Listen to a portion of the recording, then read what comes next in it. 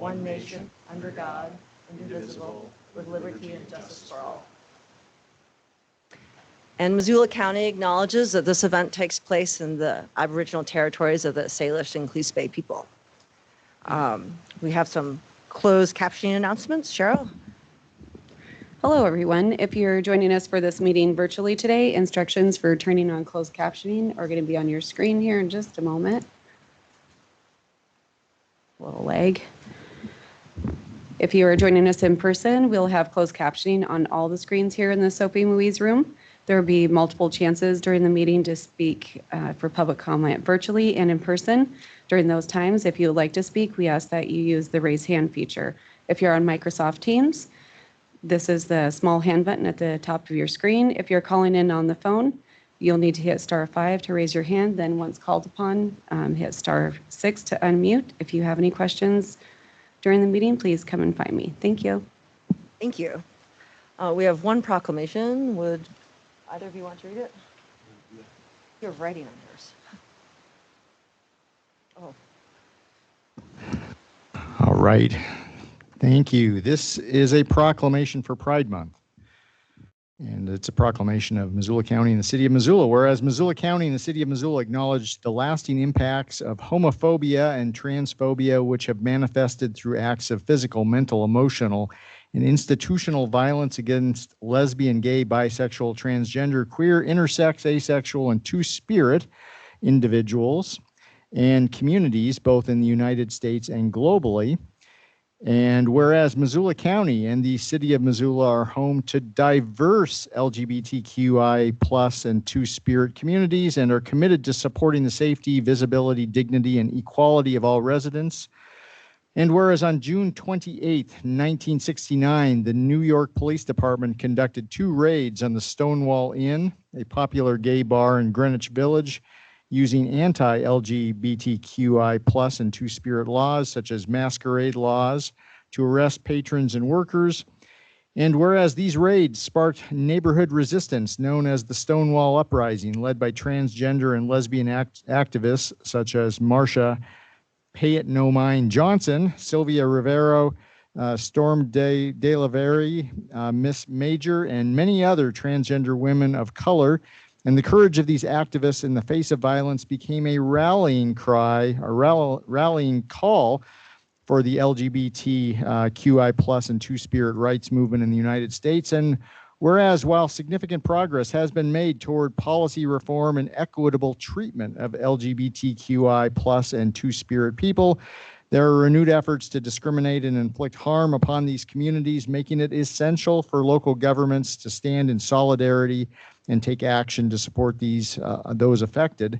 Now, therefore, Missoula County and the City of Missoula do hereby proclaim the month of June 2025 as LGBTQI plus and two-spirit Pride Month and invite all residents to observe this month through community programs, ceremonies, and activities, and by visiting MissoulaPride.com. Signed, Andrea Davis, the Mayor of Missoula, and your 3 Missoula County Commissioners. Thank you. Is there any public comment on items not on the agenda? Yes. Okay, with the hot summer-like temperatures forecasted for this weekend, it will be tempting to get out on our rivers. And in light of recent drownings in our community, we want to take a moment before we start the meeting to recognize the very real dangers of recreating on water, not just any water, but spring water. Whether you're wading, rafting, or enjoying the rivers and creeks from the shore, remember that water levels right now are high, cold, and deceptively fast. And these water conditions can change quickly, so stay aware even if the surface looks calm. Log jams and underwater debris can be especially dangerous this time of year. Missoula Search and Rescue reports that they're seeing more trees and branches in the river than in previous years, largely due to that horrible windstorm we had last year. So here are some tips to recreate safely around not just any water, but spring water. If you're going to get out on rivers this weekend, recreate in groups. Keep a close eye on everyone in your party. Check weather reports before you go out. Avoid fast-moving and murky water. And right now, all rivers are pretty much fast moving and murky, so please be careful. Know your physical limits and swimming ability. Cold and fast water can overwhelm anyone, including strong swimmers, within seconds. Look downstream for hazards and have an exit plan. Wear life jackets or secure flotation devices, especially for children and dogs. Our very own public library has children's life jackets to loan out for free. Remember that alcohol and drug use will slow your reaction times and judgment. Just because you could do it doesn't mean if you can do it if you're a little tipsy or high. Familiarize yourself with river flows and temperatures. Use online maps that are available by U.S. Geological Survey or other agencies. And if this is a really big one, if somebody in your party gets in trouble, avoid creating a second victim. Keep yourself safe and call 911 immediately. Lastly, a little planning and awareness can go a long way towards protecting yourself, friends, and family, reducing the strain on first responders and search and rescue crews. And we love the rivers, but they don't necessarily love us back. They won't care if they eat you and drown you and spit you out the other side. Be really, really careful if you decide to jump in a river this super hot weekend. Thanks. Thanks for that. Is there any other public comment? Okay, current claims list is, I didn't realize this, unavailable due to a software transition. So the next claims list will be updated and provided on an upcoming commissioners meeting. We have 2 hearings, so we'll begin with the local government building budgets with Mel Fisher. Good morning, Or Commissioners. Chris Lonsberry. Chris Lonsberry, the Chief Administrative Officer for Missoula County. I'm pitch hitting here today, along with Mel, who's here to answer questions as well. So just a really quick presentation to walk through the budget that I believe Cheryl's going to be able to put up for us here. So just as a reminder for folks, the Missoula Local Government Building Special District encompasses just the property that was the old federal building downtown. That building was gifted to the county and city together through the formation of this special district by the federal government. And each year we present to the governing bodies, which is the City Council and the Board of County Commissioners, the budget for that special district. As part of your FY20 budget normal process this last year, you adopted a general budget for this because we were unsure what capital construction projects we would be able to begin this year as we kind of went through the assessment phase of what's known as a Brownsfields, or is paid for through a Brownsfields grant. And so this budget just takes into account the fact that we are not going to be able to begin abatement work in fiscal year 25. It won't start till fiscal year 26. So we wanted to update all of those numbers and present them publicly so you could formally adopt them into the fiscal year 2025 budget. If you'd go ahead and advance us a slide there. So just a quick reminder here again, the building's located at 200 East Broadway. It's known as the Missoula Local Government Special District, or the Engen Building is the building itself. And that special district is created through an interlocal between the Board of County Commissioners and the City Council. Cheryl, if you jump to the next slide. So what that budget looks like for this next year for the operations and maintenance of the building is we receive about $149,000 in lease income from the post office that occupies the front part of that building. And then that is divided out to help cover the costs. And then the city and county equally split any remaining costs for the building. And so in that budget this year, there are some personnel costs related to our maintenance staff who go to make sure that plumbing, heating, and all of the facilities there that are used by the post office are still in good working order and that the building is safe and secure. We also this year temporarily had in there the pretrial service program, which will move out in fiscal year 2026. So they're occupying a piece of that building as well. And then you can see the various other pieces there related to the heat, lights, garbage, insurance, et cetera for that.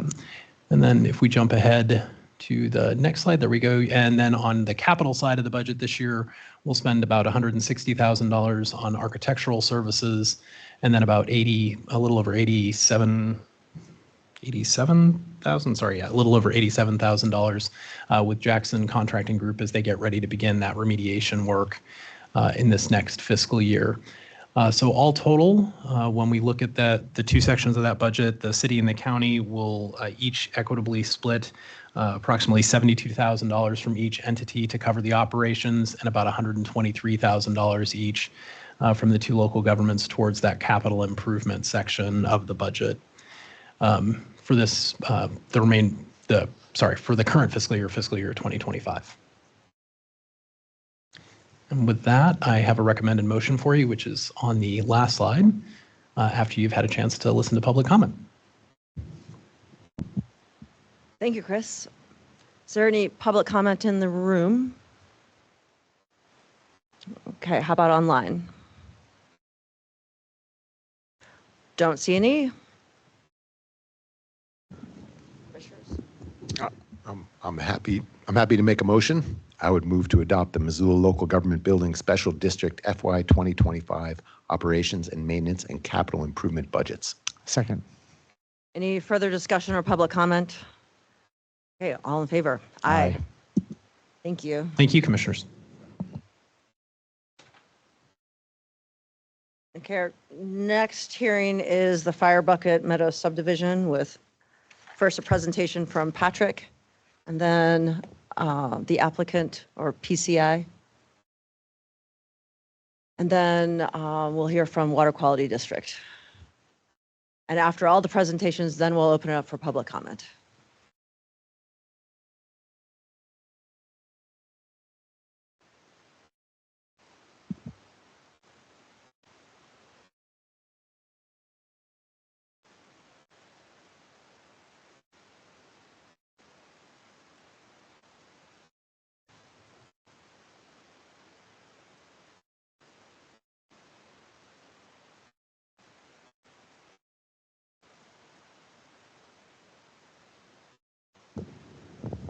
All right, good afternoon. For the record, my name is Patrick Swart. I'm a planner with the Office of Planning, Development, and Sustainability. And today we have the fourth hearing for the Fire Bucket Meadows subdivision request. I know we just heard all this last week, but for the record, I'll give a quick recap and overview of the project. This request comes from Dale Sparks and Tammy Beach, who are represented by PCI. And the proposed subdivision is, let's see, located at 11109 Fire Bucket Loop to the northwest of the Y interchange. The proposal here is for a 5-lot residential subdivision on an existing 19.82 acre parcel. Resultant density here would be approximately 1 dwelling point per 3.96 acres, and access would come directly off of Fire Bucket Loop. The first hearing for this was held on March 27th, 2025, at which time the staff report was presented, public comments were received, and based on those public comments, commissioners, you requested additional information on groundwater availability and the potential impact that this subdivision could have on existing neighboring wells. Following that, the applicants agreed to provide that information and contracted with Water Rights, Inc. to prepare a report to address those concerns. The second hearing was scheduled for April 24th of 2025, at which time the Water Rights, Inc. report was not yet complete. So additional public comments were received, and the meeting was delayed again to May 22nd of 2025. The Water Rights, Inc. report came in on May 12th of this year, and following that submittal, the Water Quality District staff had requested some additional time beyond May 22nd. So that puts us to today's meeting here on May 29th. And as you mentioned, I think the first step we're going to have today is to allow the folks from Water Rights, Inc. to give a presentation on their report, if they're here in the room or online.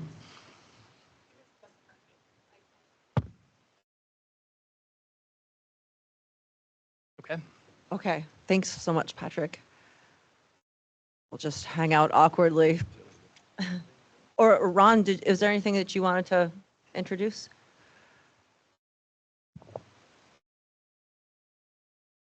I think your mic might be off. Oh, There we let's do go. that.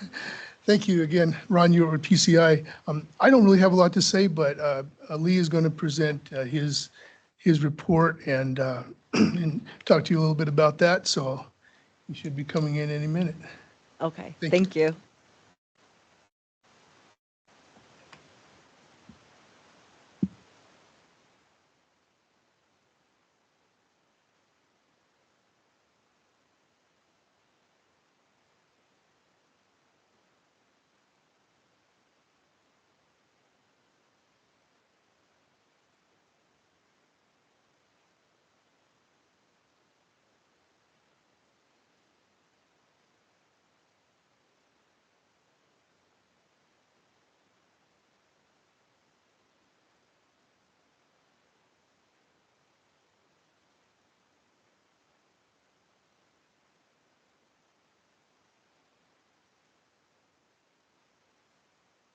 Hello. Sorry, I was afternoon. having trouble finding parking. All good. My name is Lee Yellen, and I have just a short presentation for you today and to go over the actual report and what I was retained for, so to speak. So, Lee, you might have to bring that microphone really close to, there you go. is that better? I'll talk right next to it too. Okay, let me introduce myself a little bit, give you a background. I'm a water rights specialist. I've been working in water rights for 45 years. I spent 10 years at the DNRC and 35 years as a private consultant. I've probably done 15 to 20 aquifer tests and well tests and pumping wells. I've probably been in over 100 district court hearings and federal court hearings and water court cases, and probably 50 plus administrative hearings before DEQ and DNRC. I was retained by the Sparks family and PCI to provide a hydrologic evaluation of the bedrock aquifer up at Fire Bucket Loop area. So what we first did was to do a literature search to find all the well logs, which PCI had already done, but we found a few other ones. We also went through all of DNRC's files to find any available aquifer tests. Since there was no current aquifer tests on the site that's being proposed. So we did find 2 aquifer tests that were completed around 2007 by Geometrics, and Adam Perrine was the hydrogeologist. Adam used to be an old employee of mine. I know him quite well. He's a very good hydrogeologist. So we pulled all those aquifer reports to take a look at them, to get actual current data as to what that aquifer was capable of performing. There were the 2 aquifer tests that were done. One was pumped at 1,100 to 1,200 gallons per minute. There were 2 wells. The nearest monitoring or adjacent well that they monitored only drew down 4 feet. That's remarkable in a bedrock aquifer, but what that tells me is the wells aren't communicating that well to one another. So we provided that information along with all the drawdown data and all that data. Then we looked at new well logs. We found 2 or 3 from 2023. Those were the newest wells. Those both produced 15 gallons per minute and 7 gallons per minute respectively. And I guess there's a brand new well, but I don't have the data for that one.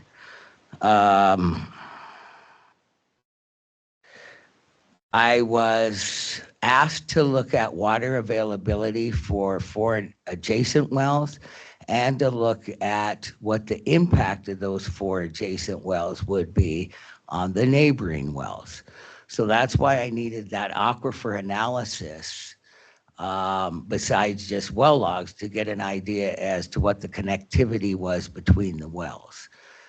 The groundwater reports and studies showed that the well yields varied anywhere from 3 gallons a minute up to 20 gallons per minute, and that the transmissivity rates were very low, which is what we expect in a bedrock aquifer. That means the groundwater movement through the area is much lower and at a slower rate than an alluvial aquifer such as the Missoula Valley aquifer, where you have thousands of gallons a minute going through the aquifer, where we have about 64 acre feet going through annually this aquifer. So it's dramatically different. Okay, and bedrock aquifers, that's just the nature of them. It depends on how much fracturing, how much fissures there are, and what the geology of the area is underlying that. So We looked at all of that. We determined that water's available without impacting the other wells in the area. And I know that, and I can never pronounce her name right, a vision. She has a problem well. So I looked at all the adjacent wells to her well and her well log. And she does have a very low yielding well with problems, but all of her adjacent neighbors have wonderful wells. So, and then looking at the construction of that well, I don't believe the well was properly constructed, and it might not be sited in the right place. But Tammy and Dale provided a map showing all the adjacent wells and the lawns, if I recall correct. Did you submit that, Tammy? Okay. So that'll give you an indication that she's got a problematic well, but that's not a good showing of what that aquifer can produce, because we have so many good wells out there, and we have one bad well, and we have a couple water quality problems. And that's another problem with bedrock aquifers. If you have iron bacteria, which the Missoula Valley and the bedrock aquifers have, you need iron filters, you need water filtration, and you need well screening. There's only a couple wells out there that are properly well screened. Most of the wells are not screened. And so that's one of the problems that people are encountering, but that doesn't mean there's not water available. The water in that aquifer moves from the northeast to the southwest. That was determined from the aquifer tests. And groundwater typically follows the path of surface water unless there's some impeding zone in there. So the wells, all the flows from the northeast to the southwest. So Donna's well, if there is any communication, which I doubt, from the neighboring wells, her problems would be coming from the northeast, east and north of her, not to the west of her like this proposed subdivision's requesting. In fact, there was a well drilled across the street in 2023 from this subdivision that's producing about 15 gallons per minute. And most of the people out there, we pulled aerial photos from every year we could, from the beginning of the development till currently. Most of them have quarter-acre to half-acre lawns. Some of the people that have complained about the subdivision have 20-gallon-per-minute wells. One of the parties that complained about the proposed subdivision on wells just had sod delivered yesterday for probably about a half acre. So, and then I got comments that one of the parties said that once they hooked up sprinklers, their well went dry, and that has happened. That happened to me myself. I have a well that's low producing up Miller Creek. I don't have a cistern. But what I did on my sprinkler zones is I put in 12 zones as opposed to 3 or 4. And then I have a delay on my sprinkler timer that runs the zone for an hour and then shuts off for 4 hours and then kicks back on. So it takes me over 24 hours to irrigate my property. And it's only about a half acre that I'm irrigating. But so there are ways and means of dealing with this. I really need to put in a cistern myself. But that's just the way it goes. So let me get into this report a little bit more and explain why I believe water's available. And I do want to bring up that we were told that we had to have this report a week ahead of time for Ms. Evans to review. We submitted it 9 days before the last hearing, so she had the 9 days. She requested another 7 days because she said she needed to review it. And I was a little concerned because that same day she wrote an email criticizing the report, saying there was no new data in there, which there is new data in there.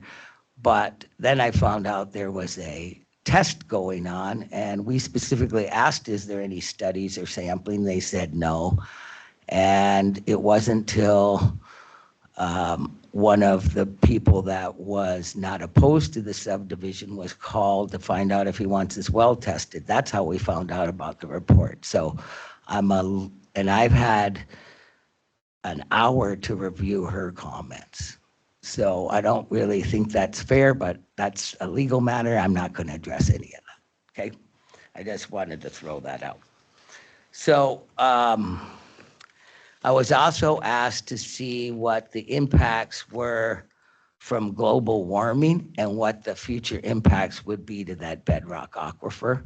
I did find a couple studies. One that was the most relevant was in the Northwest United States, and it compared droughts and climate change to water availability in aquifers, both in alluvial aquifers and in bedrock aquifers. And it was determined that there was much more impact from global warming on alluvial aquifers such as Missoulas. However, this is a really big aquifer, but because they're much more dependent on precipitation and runoff and elevation flows in the river to feed the alluvium aquifer, those aquifers are much more impacted than bedrock aquifers. Some of the water in bedrock aquifers is thousands of years old. So bedrock aquifers are not as subject to these conditions as an alluvial aquifer. And there is a report in there that addresses that issues, but I've been told it's not in there, but it is in there. So I wanted to make sure that people were clear on that. So after reviewing all of the aquifer tests I could find, I contacted the DNRC. I talked to their hydrogeologists. I called up Adam Perrine, who is the hydrogeologist that did the geometrics reports, both for Golden West subdivision and Y water systems. And Adam's an old employee of mine, and so I know him well. So I went through with him, talked to him about water availability, and I talked to a couple well drillers. One of them is Esslinger, who I believe sent a letter, and he drilled a very productive well out there. And he's had no problem, but you've got to drill it properly, screen it, have enough perforations and enough storage in your well. And then if you're going to put in a sprinkler system in bedrock aquifers, it's always a good idea to do cisterns. And I've talked to geologists and builders and water companies and everything I could. Everybody indicates that water's available out there in sufficient amounts for domestic use without impacting other wells. So the next thing to look at was the groundwater flow direction, where the new wells are going to be placed, and what are the wells around that area. All of the wells around the subdivision outside of Donna's well are all acceptable for regular loans without the use of cisterns. So if you have a well that's under 3 gallons per minute, you're not going to get a regular loan to build unless you have a cistern. Just that's the way it is. You're not going to get a conventional loan. So, but all of the wells around that subdivision outside of hers is over 3 gallons per minute in the vicinity that potentially could be impacted. But I'm assuming that through sanitation and DEQ review that some type of aquifer test or pump test will be completed. And at that point, you'll be able to prove again that these wells aren't communicating with one another. My understanding of the subdivision rules, let me get the site on that. MCA 76-4-104 talks about, and I think it's item E, says if a cistern is used, water availability is not a concern, okay? And that's in state statute. We are proposing cisterns, but I expect these wells to all produce over 5 gallons per minute. Okay, without impacting one another. And I read something, I think it was from Miss Evans, that said under sanitation, they're going to require a 24-hour pump test. And it was my understanding in all the subdivisions I've worked on over the years is that you get preliminary plat approval and then you deal with the issues of pump testing, sanitation for septics and those types of things through the sanitation department or DEQ. And so I kind of expected them not to even need me and that they would get preliminary plat approval since there was enough available data. And then that would be addressed through the sanitation and DEQ. I don't know, maybe the process has changed, but the last few I've worked on, they've all been that way.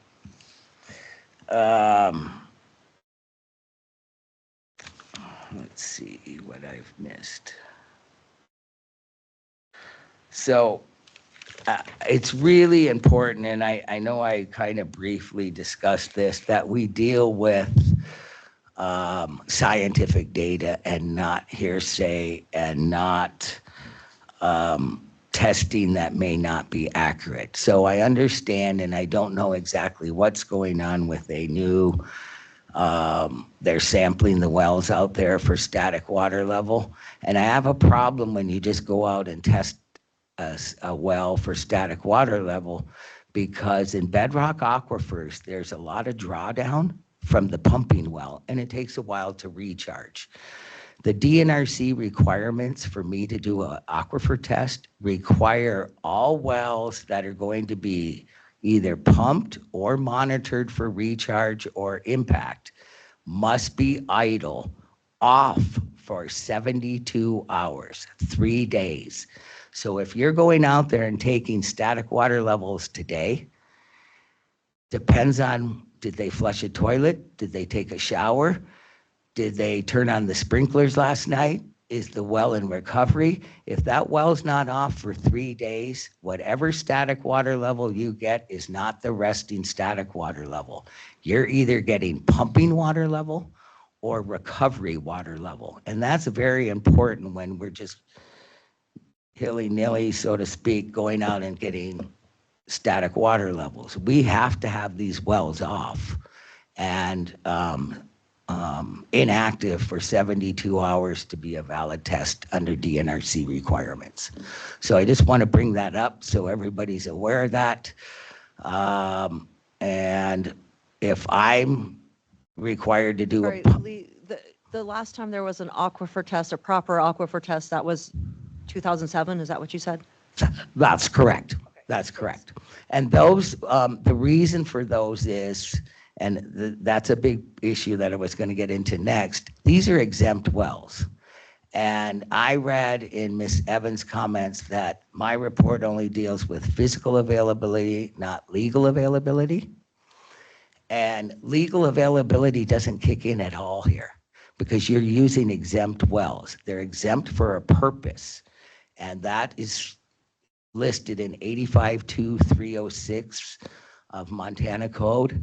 And it specifically addresses exempt wells. Well, you don't have to prove water physical availability is what you have to prove when you drill your well and you get your well log and you file your water right.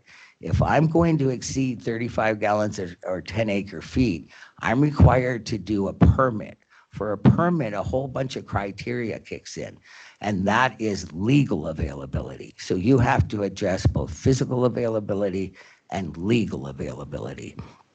Legal availability is really difficult to assess because in Montana, they don't treat any aquifer as confined. Even though we have locally confined aquifers, there is some leakage into deeper aquifers. So the DNRC doesn't allow us to treat any aquifer any longer.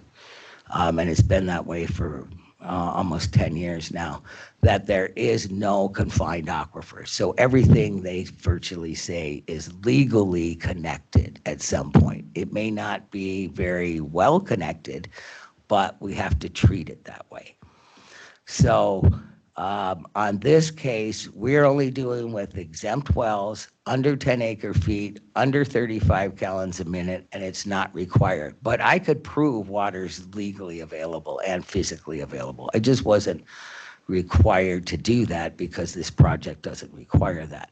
But we will get that data if sanitation, according to Ms. Evans' comments, is going to require a 24-hour pump test. We typically do 72-hour pump tests, and then we monitor static water level for 72 hours before the test in all the wells, the monitoring well and the pumping well. Then we pump it for 72 hours and we stress the aquifer, and then we monitor recharge in seconds and recovery levels. That's what's required if you do a permit over 35 gallons a minute and 10 acre feet. For sanitation, they may just say do a 24-hour pump test, monitor the static water level 24 hours before, then you pump it for 24 hours, and then you monitor it until it fully recovers to the pre-pumping rates.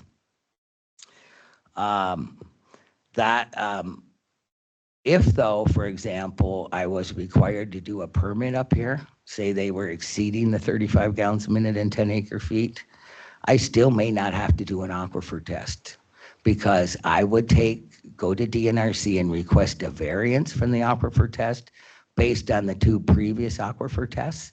And in 9 times out of 10, they grant that variance. Just so you know, I want everybody to understand the law, because I've been doing this for 45 years. Okay, let's see.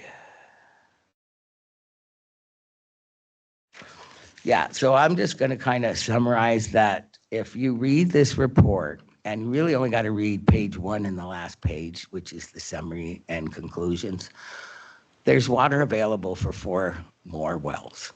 We're not asking for 5 more wells, 5 lots, because there's only 1 lot on that 20 acres, but only 4 additional wells. The parties that could potentially be impacted would be south and west of this. But I'm sure that if I pump, if it's required, pump test the existing Sparks well and have a monitoring well, they're not going to be communicating very well. They just don't in that area. So I don't expect any impact to the existing wells. I would be more concerned with developments northeast of this than I would be from this place down, or the people down to the southwest. But I just don't think if and when the pump test is done, we're going to find anything different than what Water System found or Golden West. Because like I said, they had extremely minimal drawdown, and they were pumping 1 well at 1,200 gallons a minute and 1 at 1,100. And then Golden West, I believe, I think there's somewhere around 120 and 50 gallons per minute wells. And both water companies seem to be operating fine. I think they've proved water available, and I think it should be approved on preliminary plat and let sanitation and DEQ do their job, what they're respective of, and see what they require and see if it can be met. Thank you for your time. Thank you. Do you guys have any questions for Lee right now? Okay. How long is, okay. Thanks, Lee. Okay, I didn't know if you had any Oh, questions. no, I was going to ask Okay. John a question.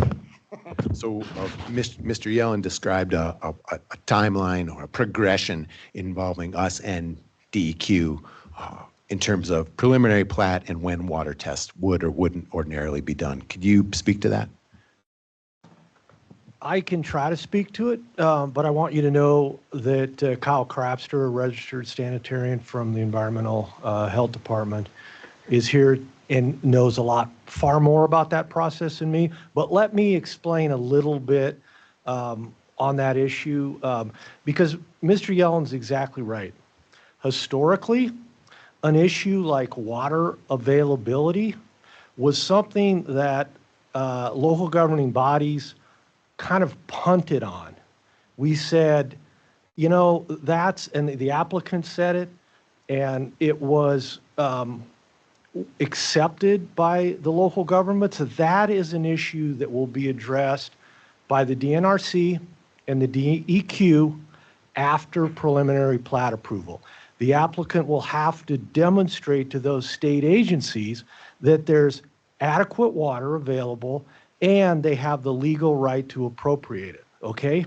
That historic system was thrown on its head by a district court order in the 1st Judicial District in February of last year, where the judge said to Broadwater County, Montana, no, that's not how the Subdivision and Platting Act works. You, the Board of County Commissioners of Broadwater County, have a statutory obligation to evaluate those issues before you grant preliminary plat approval, even though those issues will then be addressed again after the fact by these state agencies. Local government entities, you can no longer punt on that issue. Okay, that's a district court decision. It's in the 1st Judicial District. Missoula County is in the 4th Judicial District. That is not a binding court decision on Missoula County. It's what a lawyer would call a persuasive decision, but not binding. However, it's my advice to you that that decision was very well grounded in law. It's on appeal to the Montana Supreme Court right now. And even though I'm wrong at least once a day, I am reasonably certain that these significant aspects of that case, including this notion that local government entities can no longer punt on these issues and rely on an after-the-fact evaluation by state agencies, I am nearly certain that that will be affirmed by the Montana Supreme Court.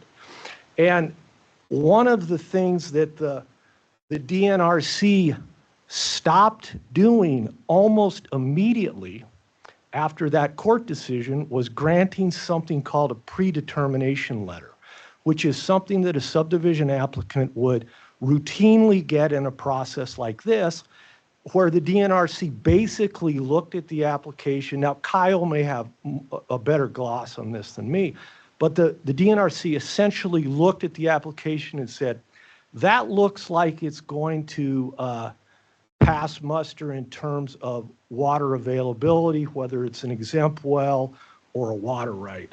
The DNRC no longer does that. Okay, so we don't have any we don't have any opinion or position from the state on any of these issues. It's your statutory obligation to evaluate these issues. Thanks, John. That was well said. Should we see if Kyle? I was has going to anything ask add? if, it's a little out of order, but Kyle, would you be able to come up and add to that? Yes, hello, I am Kyle Crapster, registered sanitarian with the Environmental Health Department. I am currently doing the sanitation review for this, so I can maybe speak to how the order goes a little bit. Missoula County is is what we call a contracted county, so we do a lot of the reviews for DEQ. Can you bring the microphone? Yeah, a little closer?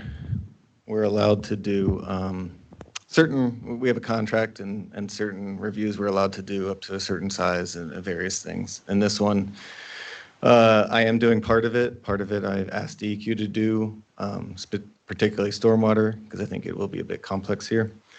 But I have done what I would call the initial review of this subdivision. So it was submitted, I could get you the exact dates, but about a month ago or so.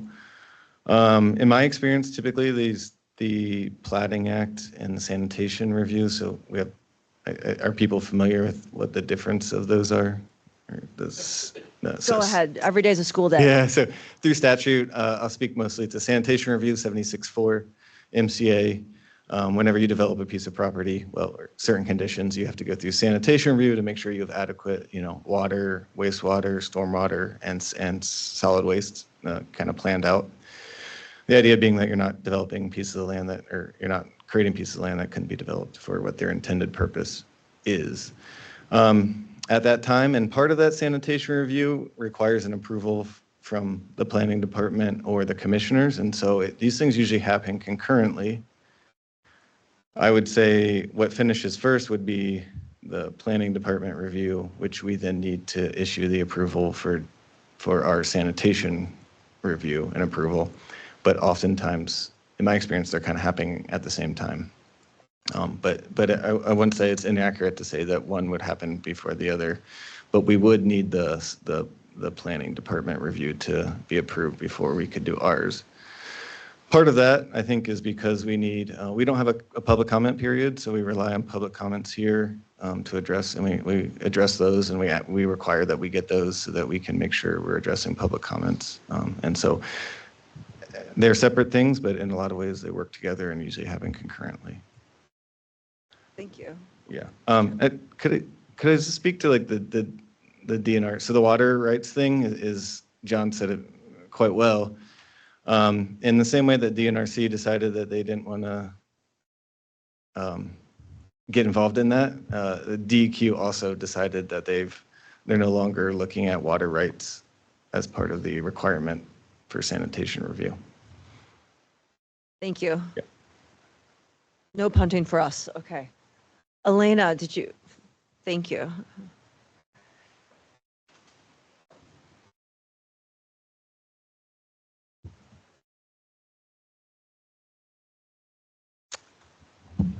Hey everybody, I'm Elena Evans. I'm a hydrogeologist. I work at the health department. I do have a presentation. I'm not sure if I could be allowed access.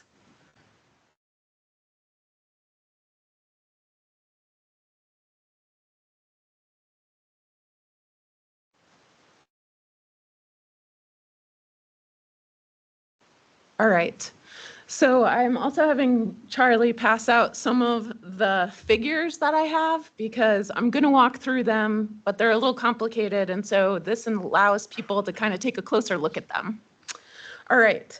So fire bucket loop and this information, there's a couple. I'm sorry. Do folks in the audience, are they able to see this? And I think there's enough copies that should be able to be distributed to the groups too. And it'll be on the slides as well for the folks online. But just to outline how we're going to walk through this is I'm outlining how we're going to walk through this so that we can get to the end point, but know where I'm coming from. So, oh, it's not moving.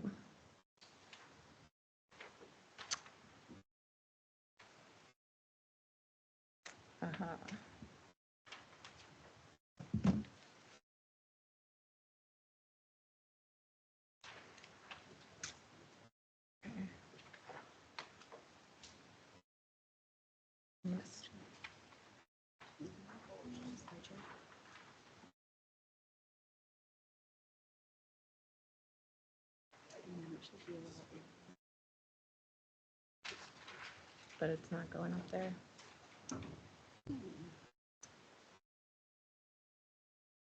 Sure. Okay. Okay.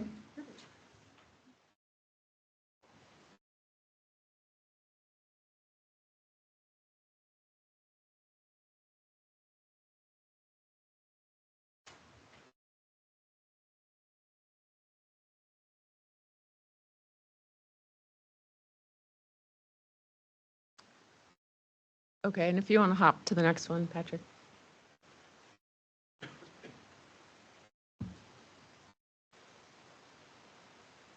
Oh, huh. Yep, nope, that's great. I added some things, but so fire bucket loop, I'm going to start out with what the Water Quality District did previously in a study that we did in 2021 and 2022. And then I'll go to some of the geology, the differences in water elevation, catch us up, put us back in the context of the Plating and Sanitation Act, talk about what the Water Quality District comments were, review the reports that were discussed just today and then also at previous meetings, and then report out about the Water Quality District findings, and then talk about next steps. Elena, could you put that in, oh, we lost it. I was going to say full screen mode there, but.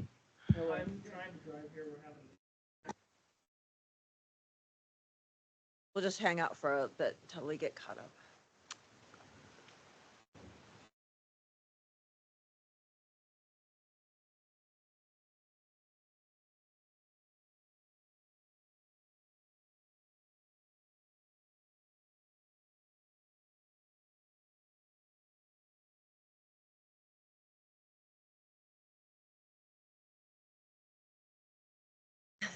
Okay, so in the Water Quality District, we usually try to conduct a study every other year on issues that the public brings up and brings to the attention of the Water Quality District, and that's to serve our function to ensure that there's high water quality in the area. The Y and O'Keefe drainage has long been known to have issues, and a lot of those come up in individual developments such as this, but given that there were also so much more increased development lately, we started to take a look at it in 2020. And so if you see on the left, those are all the wells that were in that drainage in 1960. The outline of the stream is the housing and urban development floodplain. Before FEMA took over floodplain, housing and urban development did. And so that map is there just for reference about where there were historic stream channels. You can see there's increased development in 1990. In 1990, there were nitrate studies, more water studies in the area. The Water Quality District was involved with working to bring sewer out to some of this area in order to ensure that there were decreases in nitrate concerns. And then in 2020, you can see just the vast increase in wells out there. And those are associated as well generally with septic systems. Do you want to go to the next one?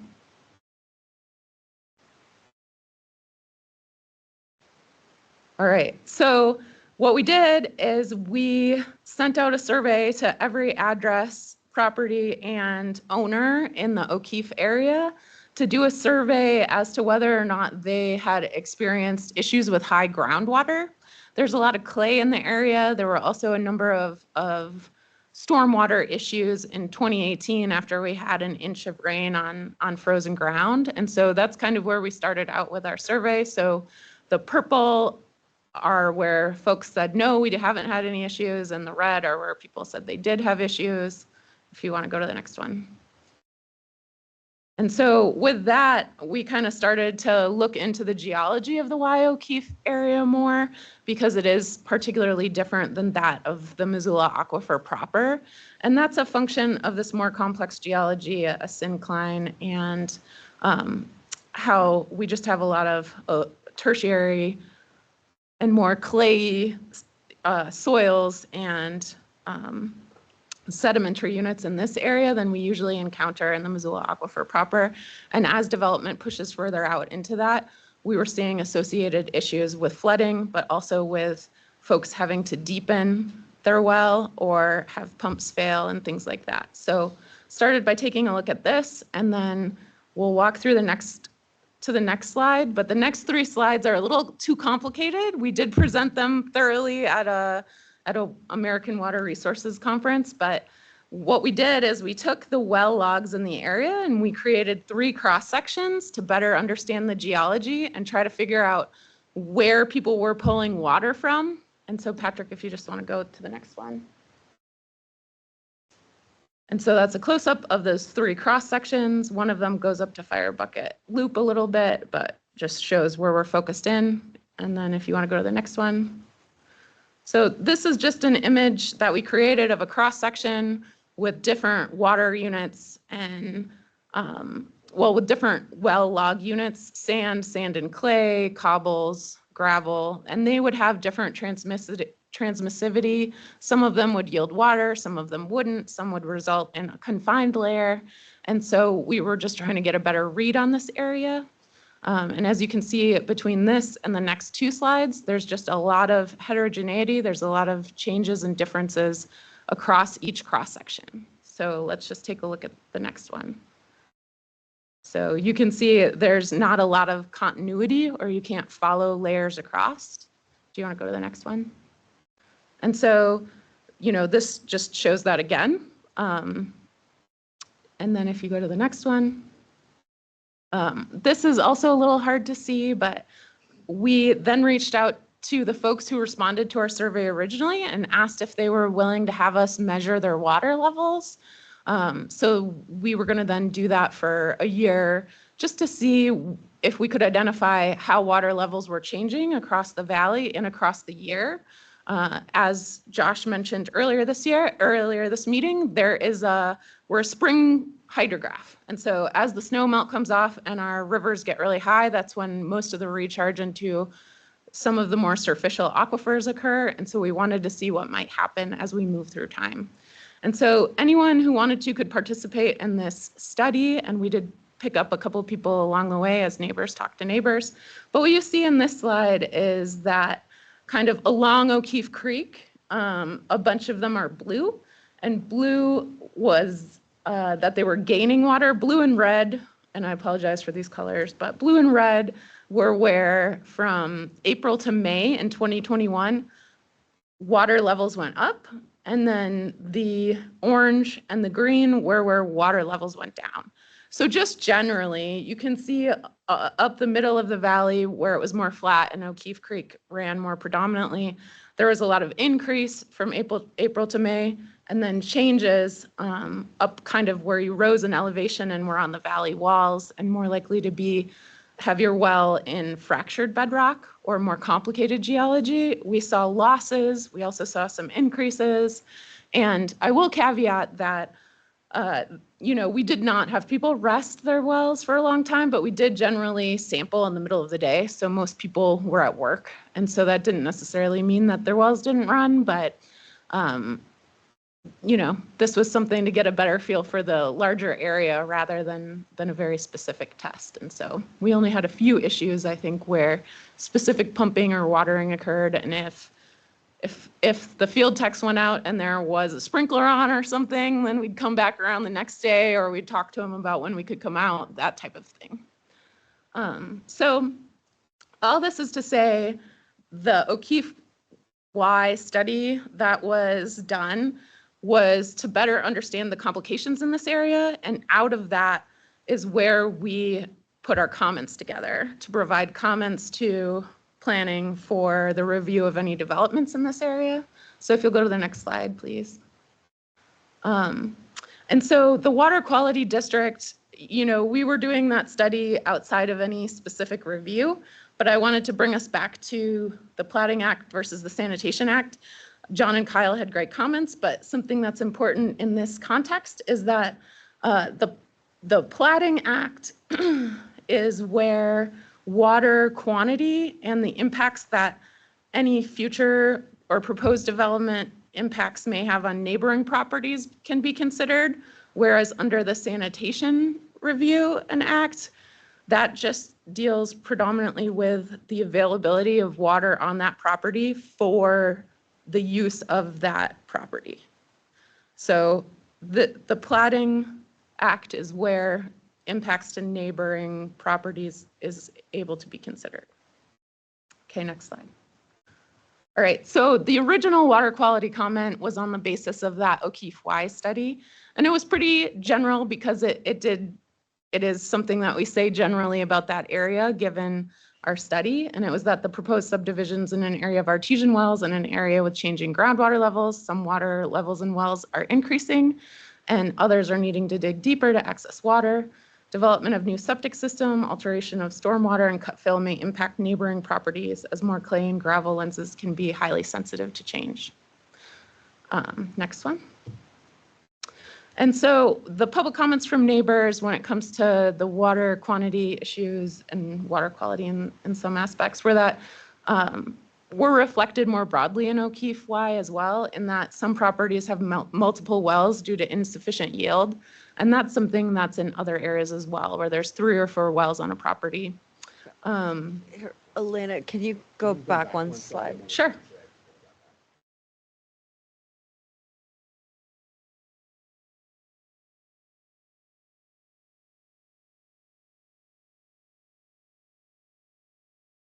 Thank you. So yeah, so the public comment kind of further refined the question at hand, and it is reflective of what we saw in the area and also reflective of what we saw in the study, but certainly more particular to what we saw up on the sides of the valley as compared to along O'Keefe Creek proper, where most of those artesian wells and high groundwater were identified. And so just highlighting that some properties have multiple wells due to insufficient yield, cisterns are needed to ensure sufficient water supply, and that lawn and water use is often curtailed in the summer. Pumps are replaced frequently, and there was a general concern around insufficient water availability. Next slide. So the request was for Water Rights Inc. to address those concerns. And as we heard a little bit earlier, there was a lot of discussion or conflation between legal availability and physical water availability. I did have a conversation with Ron about how we really wanted to just focus on physical availability. When it comes to water rights, most of the basins in Montana are over allocated, and because of the exempt well issue, not well quantified in terms of what water continues to remain available. And as a function and part of what John discussed with the Broadwater decision, that decision kind of is held until later, until DNRC reviews it. And so that's outside of the scope of what we're really talking about here, because the concerns brought forward weren't about legal availability, they were about the physical water availability. And so within the water rights report, I just reviewed the content as it pertained to physical water availability.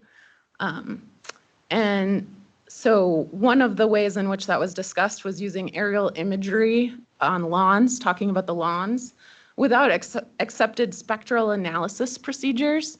So you can just look at an image, but if you want to scientifically understand what's going on in terms of like plant biomass or respiration or water available on the landscape, there's actually a lot of great technology and like satellite imagery from NASA, and you're able to use different wavelengths to identify how much water is there in a way that's well accepted. And that wasn't done in this case. And so it can't really be used as a factor in this understanding of whether or not it's a measure of physical water availability. And then there was cited literature and pump tests, but those were primarily from the Missoula Aquifer instead of these kind of side of valley aquifer units that are more complicated than the Missoula Aquifer. And so it's useful if you're in the Missoula Aquifer or at a lower elevation, but not necessarily pertinent to the discussion about how much water is available in this area, in this very specific area. It was great to have more compiled well log information. And if you want to go to the next slide, like that. So it's a plan form looking down on a map and all of the information that was provided by the well drillers, so the people who drilled the well, and how that well was doing at the point in time that they drilled it. And so in a lot of cases, that was when these houses were built in the 90s and 2000s and things like that. And as we saw in those earlier slides, there's just a lot of new development since then. If you want to go to the next slide. So this is from that 2021-2022 study of Donna Evison's well, and really what we measured was the depth to water. So those blue lines show how far we had to take our water tape down to reach water. And what you see is in April, it was 117 feet down, and then in September, it was 155 feet down. And so what that shows is that as the year moves on, we're really seeing some seasonality in this area and a drawdown of 38 feet. And while there could be a little bit of nuance depending upon use, it's pretty steady in terms of how the water levels move down. So there could be a variation of a foot or two, but we are seeing seasonal variation and the impact of people using more water in the summer and that impact on that local aquifer and where it's standing. Okay, next slide. And so it was helpful to have the Howard Newman report where 16 well logs were reviewed. And some of what he said is useful in terms of also helping us with the context of this understanding here. And that's that depending on the location where a well is drilled, a water bearing unit could be tens of feet thick or it could be quite thin. So just acknowledging that complexity that we saw in a lot of those geologies that we saw earlier. And then based on a few of the well logs, some of the more permeable units appear to be connected and can transmit and receive water from other units. So while there are potentially some confining units in the aquifer, there's also some that may transmit water across what might not be considered an aquifer unit, but water still goes through it. And so there's aquifer units where you can pull water out and it moves water around, and there's other ones that are just like, you wouldn't put a straw in it to suck water out of it, but it's still moving water back and forth. Does that make sense? So there's like a really hard cap, a confining layer that's like pure clay and something like that. Or there's more gravel lenses in there, or in areas like this that are bedrock or the contact of bedding units is like a fracture unit that transmits water more readily. And so it's just more complicated here, and Howard's report reflected that too, that while there may be some confining units, there's also likely some that communicate to one another. And then talked about how, wells communicate with one another. So next slide. Okay, another complicated figure, but essentially this shows the digital elevation model. And so far we've just talked about things on a flat map. But if you ever drive up to Fire Bucket, you know that you're driving up a pretty steep slope. And so what that means is we need to take into account elevation when we're considering depths to water. So Howard's report talked about how one well has a depth to water of, a lot of feet and the other one has less feet. And that's important to know because then those may or may not theoretically be in the same unit. But it also depends on how high up the start of that well is. If you have a straw here and it starts here and you have a straw here and it starts here, you're not drawing from the same point. And so what this is showing you is just further over on the right is where that 2007 Geomatrix water report was for the Y Water company and how it's considerably different when it comes to elevation. So if you want to go to the next one. So again, this is that well information from the well drillers, and it's important to know that those wells went in at different times of the year. So I just showed you that there's seasonality with Donna's well, and then there's also changes in performance over time. And we heard that from folks who testified that their water decreased or they were having more problems, things like that. And so what's important is that it was great to have this information together, but what does it mean compared to one another? How can we see if things might be drawing from the same aquifer unit? So go ahead. And so this is busy, but this is the point that we're getting to. So there's elevation on the sides, and that's in 10 feet at a time. And that one on the far left, that straw that's going the deepest down, that's the Y Water company. And so that's where that aquifer test was. And if you look over to the right, that's where the other wells in that area are drawing from. And so this is just to say that that aquifer test is significantly lower and considerably further away from what we're looking at. And it's also not necessarily in the same kind of bedrock complicated geology. And so this is also just showing you how important elevation can be in understanding what depth to water means, and then also what the depth to where the casing is. So the casing, there's a straw, it's this deep, but it's only pulling water from here. This is where the perforations are. And so we got to look at a couple things, not just the well logs, but also put them in the context of one another in order to be able to compare them. All right, next slide. So this is just zooming in a little closer on fire bucket loop elevation. And so it's just showing you on that digital elevation model with red being higher and green being lower, that there's a broad range in elevation just within this localized area too. And so even if someone up high has a really deep well, it could be in the same aquifer unit potentially as someone who's lower down in elevation and has a shallower well. So that's what we'll show you on the next slide. So this is kind of a similar image to what I just explained with elevation in tens of feet on the y-axis, and then these different wells outlined across the side.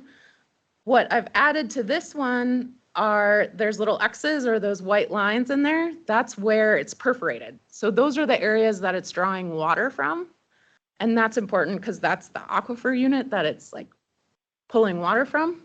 And then the other thing to draw your attention to is the dark blue is what was on the well log. And then the light blue is what we measured ourselves. And so you'll see that a number of these wells are considerably different.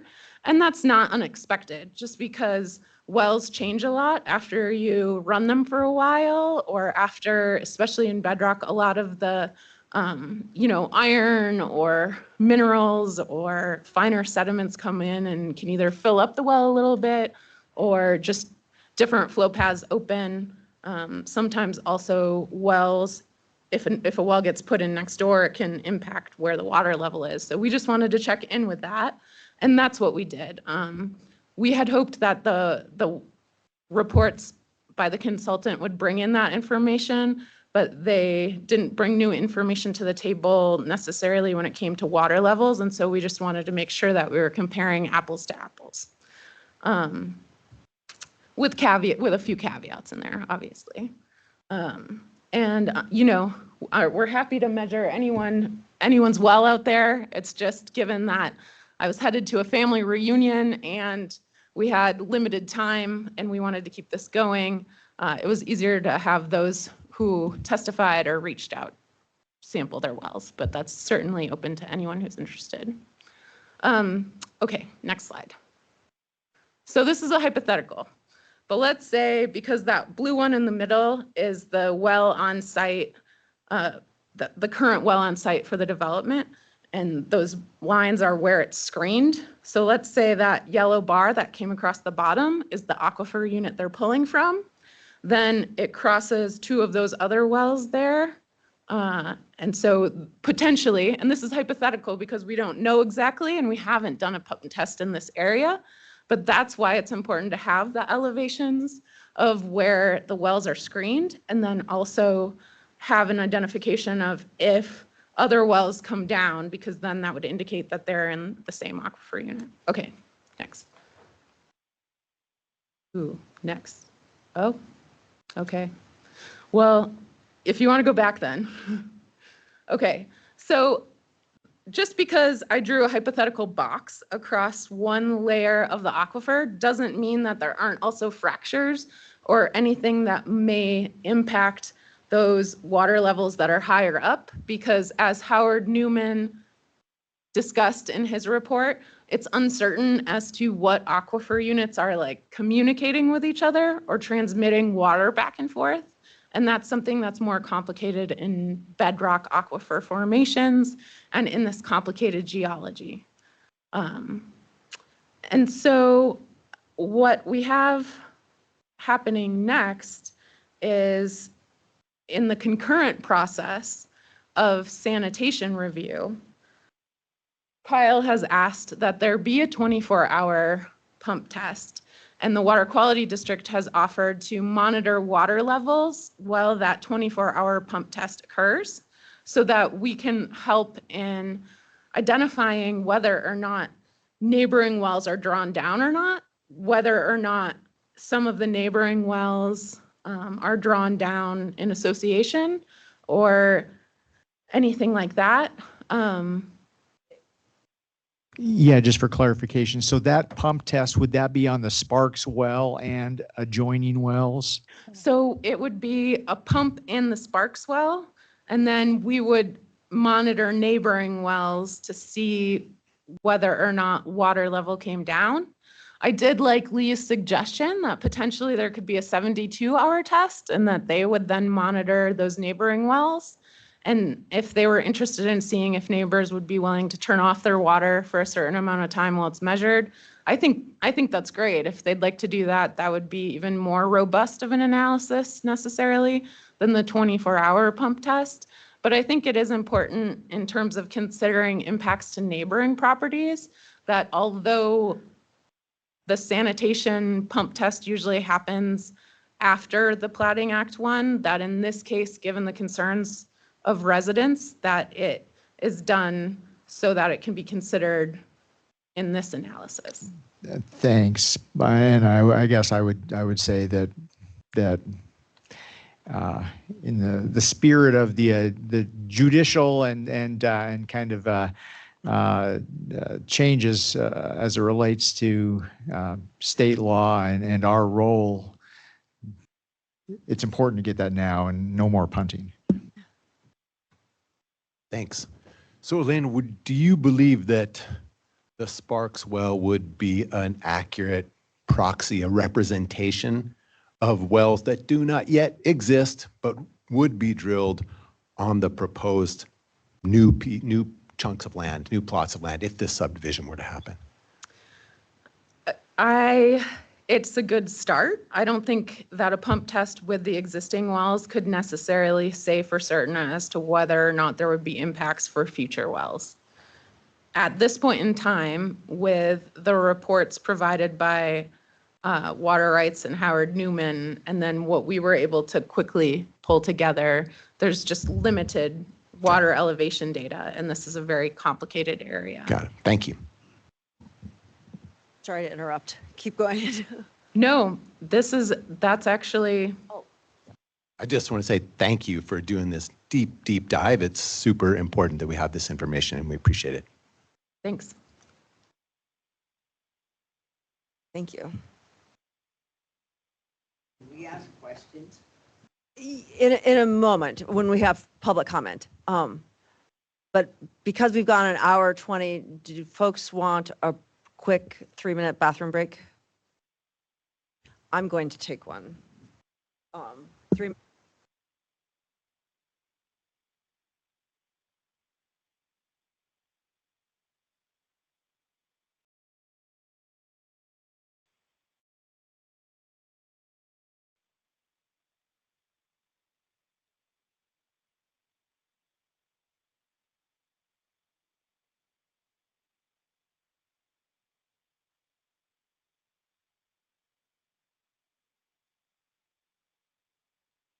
Oh.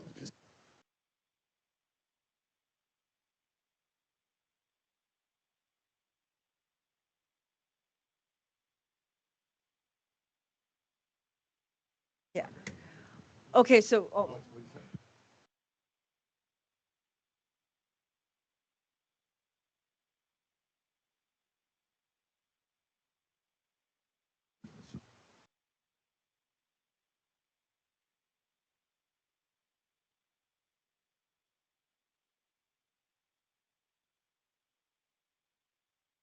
okay, so we'll begin public comment, and I guess this wasn't made clear the last few meetings on this. We want to make sure that we're concise with our comments. So we're going to be more firm with the 3 minutes here. And it'd be helpful if we're not repeating ourselves and then direct your comments to us. We don't want neighbors don't direct your comments to neighbors or staff in the room. You can direct them to us. And then Lee, you had a question about, can you ask questions? It would be better if you would put those in writing so we can get you real answers that aren't by the seat of our pants, and we're not hydrologists. So if you could write them down, that would be useful. Here, we'll get through this first, and then there'll be more after public comment as well. Okay. Public comment. We'll begin with anyone in the room. Come on up. And it's also really important that folks have signed in the back and print your names legibly and your email and phone number so we can follow up with you. Okay. My name's Zach Van Zant. This is the 3-minute mark. I'll be real But quick. it'll I get really started. got to get back to work, Yep. so I'll make this quick and I'll be right out of here. My name's Zach Van Zant. I live on Fire Bucket Loop. I talked to you a few months ago. I have had concerns about water for years. I've lived there for 25 years and seen water wells, et cetera. And like you said, I'm not going to repeat all that. Mr. Lee's report where he talks about water in the area, and he even admitted at his own home, sprinklers, time regulating. And I know in his report it states I have a very nice lawn at my house. My sprinklers are set for 10 to 15 minutes with an hour break in between. I should have only 3 or 4 zones. I've got 8, almost 10 zones for that area because I have water problems. I know that the well log states I get 20 gallons a minute. I have implemented and asked Western Montana pumps to do a well test to prove my well does not produce that. I had to put a cistern in. I don't spend that type of money needlessly on my home. I don't waste water. I grew up in a home. You'd be respectful of others, community, and what you have. And that's kind of the point I want to drive home. Like I said, won't waste your time. Hope you have a good day. Thank you, Zach. Anyone else in the room? Good afternoon, everyone. My name is Ron Ewart. I'm with PCI.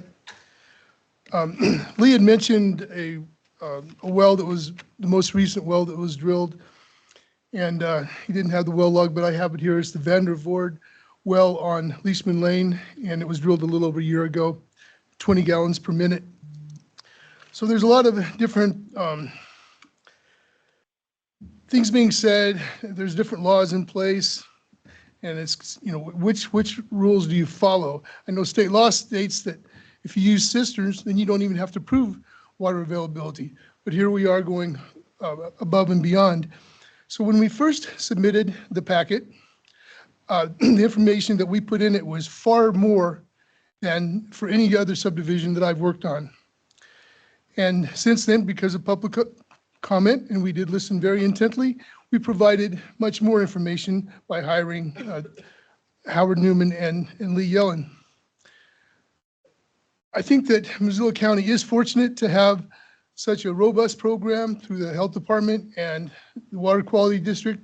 It's staffed with educated, knowledgeable people, and it's their job to review subdivisions for sanitation and water supply.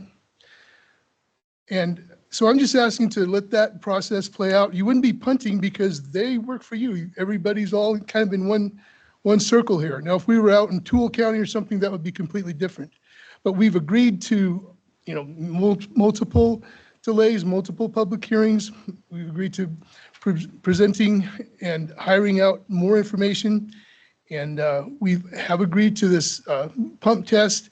And we would like to work closely with the Health Department, Water Quality District, to move forward.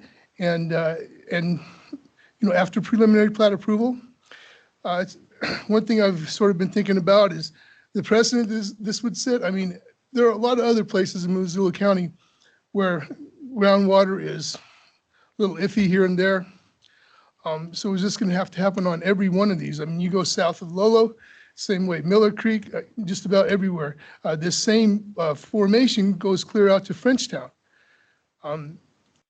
So, I mean, there's a lot of things that we need to think about, but I would just urge you to reflect upon all the information that we have submitted, a lot of great information, and just allow us to move forward in the process and not penalize these nice folks, Tammy and Dale. They try to do everything by the book. I mean, strictly by the book. And this is a way that we can all work together and just move forward. Thank you. Thank you.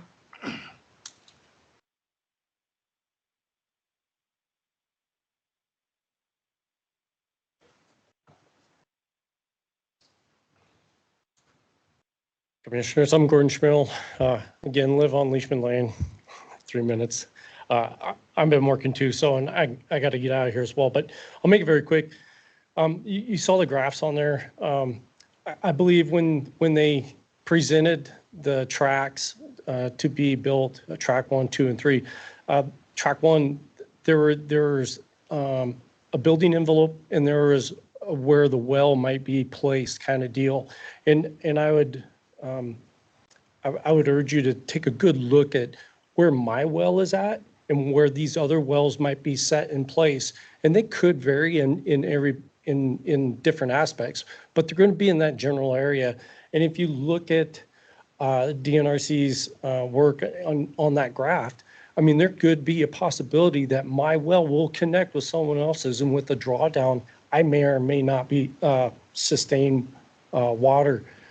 I filed my water rights. I have water rights. So I want to know if these wells do get put in, and down the road, 2 other tracks get put in because this is being developed as a minor development, what are my recourses? That's what I want to know. What rights do I have to fight that, and how do I do it? I can't fight DEQ. I can't fight DNRC. I can't fight these people. I don't have the money for that, and neither do my neighbors.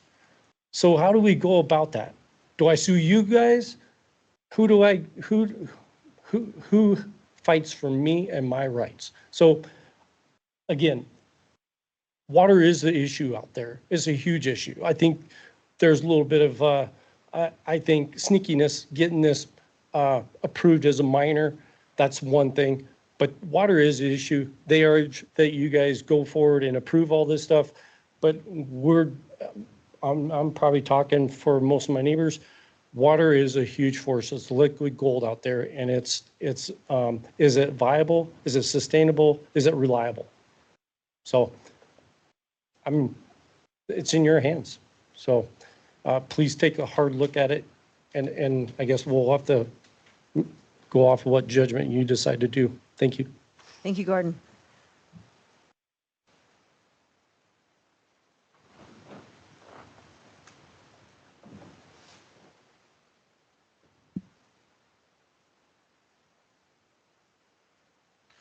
Hello, Commissioners. Thanks for being here. I'm Tyler Gordon. I live on Fire Bucket Loop. We moved in 2019, 2022. We got sprinklers because we were told, and our paperwork stated 12 gallons per minute. So that's how we had it figured out. Within the first week, we figured out that that was not the case. After just a couple days, I didn't notice, but the sprinkler started purging, and then mud was starting to squirt out. It was just a bad deal. Sounds like they got a picture of me in my sod yesterday. Wasn't a half acre. It was 4 pallets at 500 square feet apiece. So 2,000 square feet I got delivered for my dog and my kid to play on. Hopefully I have enough water for it. That's 1/20th of an acre. It's not quite half of an acre. But as you can see in that picture also, that there is a ton of weeds. I mean, it's a weed land up on that hill. If you go look or take some pictures in August, I guarantee you'll see different pictures. Obviously, it's May. It's beautiful out right now. Everything is green. I have 2.6 acres. I'm trying to utilize 5% of it if the water will allow me to, and we'll see. I'm just trying to get rid of my weeds, and a little bit of sod hopefully won't hurt. I just want to make sure who's going to be held accountable if this decides to ruin all of our water in the neighborhood, and what is the recourse for all of us on that hill, because we all have this issue. 12 gallons per minute, I doubt it. It's not even close. I have small zones on my underground sprinklers, and I gotta really watch it. I turned on the sprinklers last night after I laid about 1,000 square feet of lawn, and my wife decided to come out and start yelling at me because she was in the shower, and she said there's no pressure. Anyways, thank you for your time. Have a good day. Thank you, Tyler.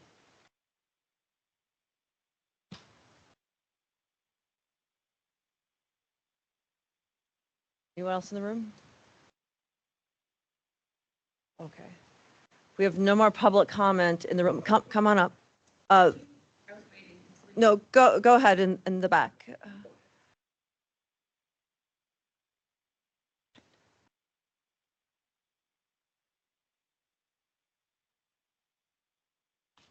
Is it on still? Yeah. My name is Sarah Curtis. I live at 11800 Fire Bucket Loop. And it's the same. I'm not trying to waste your time. I do know from doing our own developments, we have a commercial development that we have worked with the county on just in the last few years. It's no fun going through all of the hoops and the water and the DEQ and them running thousands and thousands and thousands of gallons of water on the ground just to prove that you have enough water to do your development. It hurts a little when we have such little water at our home to see all that wasted water in a different area. Since it is a minor subdivision, DEQ doesn't have to be involved, is my understanding of Missoula subdivision regulations. And I just had a few things that I picked out, just reiterating, we are curious, maybe from the county deputy attorney standpoint, what recourse do we have if our water goes away after wells start being drilled? I am 100% on board for not using water while they do a well test. If Elena's request gets submitted through, we're up for a 24-hour pump test. We're not trying to pick on anybody. We are truly just wanting them to prove, as subdivision requirements ask, for quality and quantity of water available on that area. Thank you. Thank you, Sarah. Lee? Okay, I just had a few little quick comments. One is a disagreement with Elena that the Y River or Y water system is not the same bedrock aquifer. That's not correct.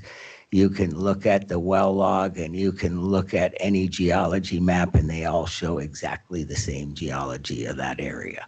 So I wanted to clarify that. There was another statement about well screening and that wells were screened. There are no screened wells that I could find up there, and that's a problem because that would improve a lot of the water quality and water availability. You're able to get a lot more production out of a properly developed and screened well than you are from just a regular drilled well without any screening. The last thing is that the water appears to be available and there's been a lot of development as Elena's report showed, and most of that is up to the northeast and east of this, but it is a growing area and there are more wells going in. And one of the things on bedrock aquifers, it is difficult because each well may be substantially different. But collecting more data is always good. I don't mind that. But I'm pretty sure, and I bet my reputation on it, that we could drill those 4 wells and we won't be able to impact either one of those 4 wells we drill, let alone any of the other ones. So I don't like speculation. I like hard science and facts and aquifer tests. And then I wanted to address people's concerns about water disputes and water availability because that's what I do for a living. In fact, I'm going to court next week on another one, and I'm usually in court twice a month on water disputes, and we're all treated the same. So we all have our water rights. We have to defend them against any future user. So if you can prove you are impacted, you file a complaint with the DNRC. So that's step number 1. Step number 2 then is if DNRC takes it on, they'll address it and they'll do an investigation. On old historic water rights pre-73, DNRC will not touch those. So that has to be held in district court, but there are statutes and water use complaints for that. Thank you, Lee. Anyone else in the room?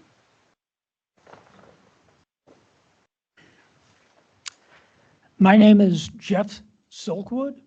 I work with Lee and just have a couple of minor comments on Elena's report.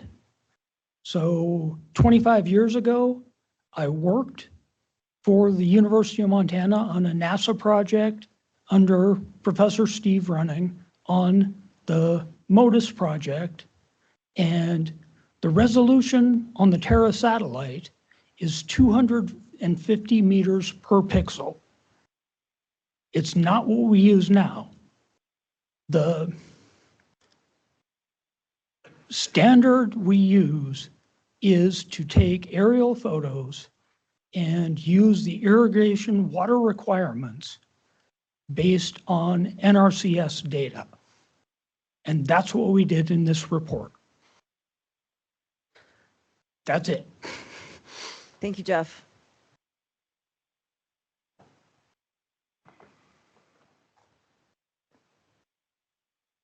Hi, I'm Dale Sparks. I just wanted to say from the beginning of this, I don't want to downplay anybody and their concerns about their water, about their views, about the road, whatever it might be. We took a lot of time to review it. We went through all of the requirements, followed what PCI said, because they're the experts in this, and brought this to the table. I understand people talking about what do we do if I can say my water's fine, they say theirs isn't. We have a lot of people that are complaining, and it's hard to read that I don't want to see my neighbors complaining. I don't want to see them upset. But I also have just as many neighbors that have told me they're okay doing with what we're doing, the way we've drawn it up. They just don't want to get involved because they have neighbors too.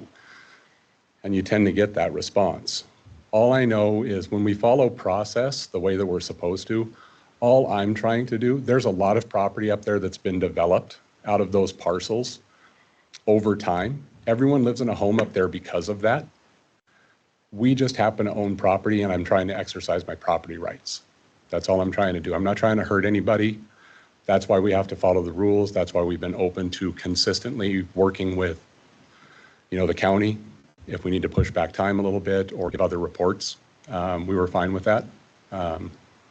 We just wanted to stick to process, but it's not trying to hurt anyone. We're just trying to protect our rights too. I appreciate you guys' time. Thank you, Dale. I thought, Charlie, did you have something? Yeah, if it's all right if I make a comment.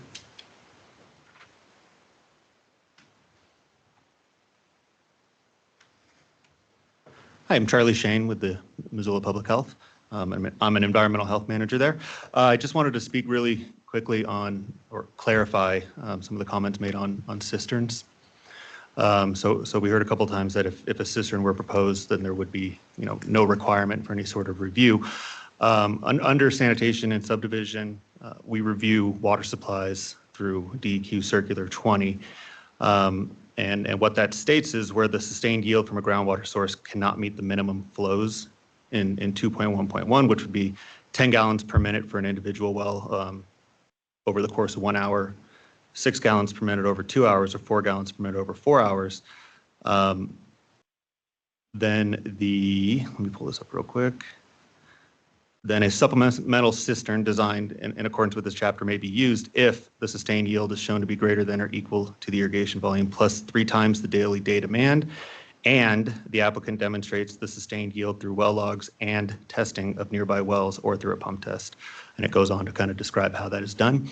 And so I just wanted to clarify that there is a process for testing wells, even if there is a cistern, unless of course that is a hauled water cistern, which is where they're trucking water in, not using any sort of groundwater. At that point, there is not any sort of review, but if they're using a well and filling a cistern, then it actually has in some ways a more robust review than just a single well without a cistern. Thank you. Thanks for that clarification. Anyone else in the room? Okay, we're going to move to online. And, okay, Donna Evison, you have 3 minutes. Okay, thank you. Can you hear me? Yes. Okay, I just wanted to make a comment about what Elena talked about when she was talking about the satellite imagery and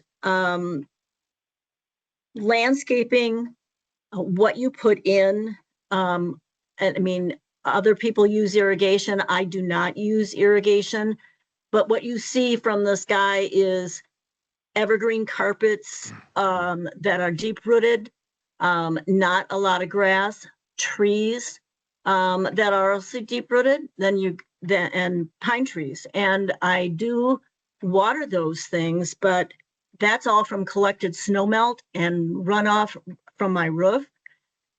So when they show my well going down to a level that's like 155 or there, that's all from home usage. That is nothing to do with watering landscape.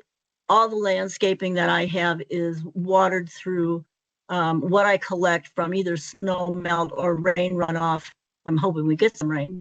And so my well would be one, and I will be very happy to not use my well in order to complete a study. And also, I think it was interesting that like Shelley Stenerson across the way, she had one of her wells was abandoned. And they took a level on that one. And I'm just curious about other abandoned wells, like those that are up at Fred Lane that are relatively close to us. And I'm not sure how their, water levels or lenses, whatever you guys were talking about, where the water is, how that works into this. But that whole area has multiple abandoned wells and have to pump water in from down in the aquifer. So that's all I have to say, and I'm willing to take part in any study that you folks have. Thank you. Thank you, Donna. I only see one page, sorry. Okay. Thank you. Okay, we're going to close public comment. Discussion. Yeah. This is a question for John. So listening to all this, especially given that it appears that the Sparks well cannot be a representative sample for the 4 wells that would be drilled on the additional new 4 parcels, would it be possible to condition this upon those 4 test wells being drilled, 1 on each of those parcels, and then monitored to see how productive they are, and simultaneously monitored to see what the impact is on the neighbors? And if the wells are productive enough, and there isn't an impact on neighboring wells, and we'd come up with some metrics, not just me saying this, then it would move forward. Or cisterns and haul water. Either of those would be an acceptable condition. Is it possible to condition in that way? Yeah. Thanks. I've got to follow up. Including the haul water, conditioning. Then what I've said is these are either or. Is that clear? So option 1, drill 4 test wells, 1 test well on each of the new parcels. Monitor those wells for the appropriate amount of time, whether it's 24 hours, 72 hours, let the hydrologist figure it out. Test to see how productive they are. Simultaneously monitor the neighbors' adjacent wells to see if there's an impact for the appropriate amount of time. If all that proves out, yes, the wells are productive enough, there isn't an impact on the neighbors, then we get to go forward. Or, second option, scrap all that, just go with cisterns and hauling water, no wells. Those would be what my desire would be, the 2 conditions of a yes. But the cisterns, is my understanding from Charlie was. No, I'm sorry. So this is cisterns entirely for hauling water, no wells. No holes in the ground. There's like 2 different types of cisterns. This There's is the just a haul cistern, Okay. no wells. You got to hire a truck and fill the cistern. Got it, that kind of cistern. So we got, those would be 2 options of yes. and I don't see a legal impediment, but I'm not the expert on wells, sanitation, things like that. But could you craft a condition that has to be satisfied prior to final plat approval? Yes. Great, thank you. Thank you. I've got a follow-up. So this might be an option, a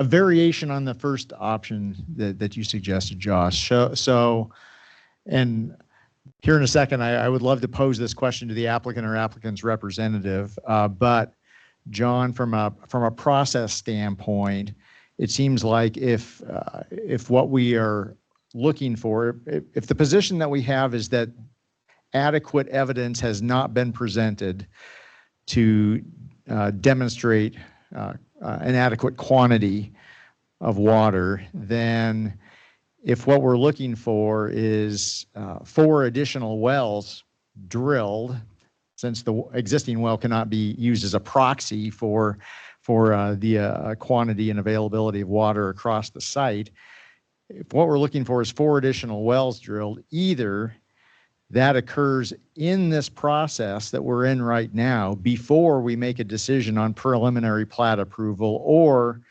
that's a condition of subdivision approval such that we would approve conditionally, and then prior to final plat approval, those wells would need to be demonstrated both in terms of the quantum of water that those wells deliver, but also that there's no adverse impacts upon neighbors. Would that be a couple legitimate variations on that? I mean, the first one is way more speculative because I suspect the applicant, not to put words in your mouth, but you would want some preliminary approval based on that condition being fulfilled versus speculatively going out tomorrow and drilling a bunch of wells before we take action preliminarily. Does that make sense?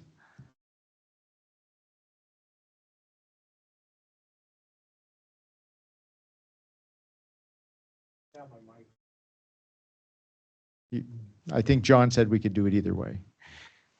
Yes, one thing to consider with conditioning this prior to final plat approval is we'd be doing analysis on potential subdivision impacts. And once they have preliminary plat approval, that's kind of outside of the realm of the public's opportunity to participate in that analysis. So there may be a need for that condition, if that's the route we go, to kind of bake in an additional notice and public hearing to give neighbors an opportunity to comment on the findings of that report. And that can be done, correct? I'm going to lean on John for that, if that's a possibility. Well, that could be done, and I mean, that's a salient observation. However, I would like to think that we could craft conditions that were sufficiently objective that you either qualify or you don't, and and so you either do A or B, such that it isn't necessarily something that that you can argue about. You either have 10 gallons per minute, or the various quantities that Charlie talked about, or you don't, and if you don't, then you do B. But it may not be possible to do that, in which case, then, I don't know. I haven't crafted these conditions yet. I'm just saying that I think we could do it, but in the event that we can't, then we might need to also figure out a way to have a subsequent hearing prior to final plat approval. What would make it so we couldn't do it? Okay. So how, process-wise, John, what would you recommend? I'm a lawyer. I'm not asking you to be a hydrogeologist. That's all right. I'm not it. So what would you recommend for process in how we get to the specifics? What is the right duration of time for these test wells to be drilled and monitored? What is the right duration of time and type of monitoring for adjacent wells to determine if there's a right impact? I'm not asking you to answer those questions. I'm saying, how do we get to answers to those questions so that we can accurately craft conditions of approval? Well, we get the expertise within Missoula County and the development community together and the applicant and try to figure out something that Beautiful. people can agree on. Okay, so in that case, and I'm just speaking hypothetically, and it kind of, sorry, I should have asked, I apologize. Could we ask Elena to meet with Mr. Yellen and the good folks who own the property and Mr. Ewart, all who wanted to be, and you too, sir, in the blue shirt, I forgot your name. You all could get together and come up with what the right numbers are, and we don't go forward until we have consensus. Yeah, and I mean, somebody from planning, development, and sustainability. Thank you, John. Patrick, of course. I'm doing this riffing on the fly here. I mean no disrespect by forgetting anyone. So, of course, Patrick could be involved too. And then when you all come up with consensus, that means everybody agrees. It doesn't work if Mr. Yellen likes it and Elena doesn't, or vice versa. Y'all got to agree. Then we go forward on these test wells and monitoring the adjacent wells. And if the right metrics are reached, then we move forward, or we don't do it at all unless you want to go with haul your water and fill your cistern with no hole in the ground. I actually think we'd want that in place before final plat approval. I think we'd totally want it agree. as a condition of approval. But before we get too far down the path here, I guess I would like to ask a question of either the applicant or applicant's representative. And you don't need to answer it today if you need time to think it over, but would you contemplate including a condition of approval that, as I just said, as Josh just said, a condition of approval related to having wells in place, monitored appropriately for output, and also monitoring adjoining wells of some of the neighbors such that they are not adversely impacted, or you have a cistern and you haul water. And you don't have to decide right now. You could talk about it. This is a lot to decide on the fly. So please don't feel pressure. You have to do it right now. And I think what you're seeing is we are, as usual, trying to get to yes, but we have serious and significant concerns. And if you need to think it over, that's no problem. That's okay. Okay. Wait. Let's hear what John has to say. I'm going to talk about something a little different while there's okay. discussion. Please go discuss. I mean, obviously, we're headed to another public hearing, and I think that that's correct because my interpretation of what Elena offered to us today is what we would call new information under the Subdivision and Plating Act. It's information that wasn't available to the public prior to this hearing. It wasn't available to the applicant. It wasn't available to the applicant's representative or consultants. It's information that everybody should have an opportunity to digest.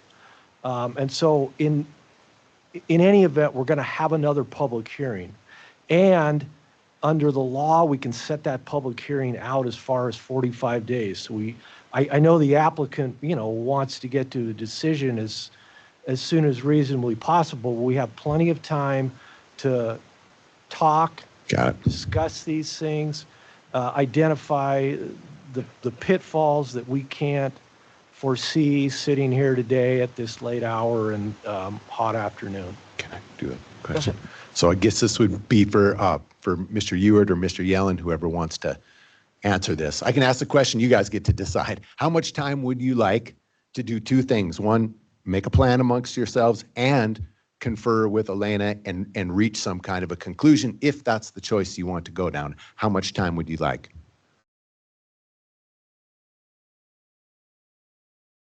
I guess my question would be... Lee, come up to the microphone. And the question would be, how much time would you like?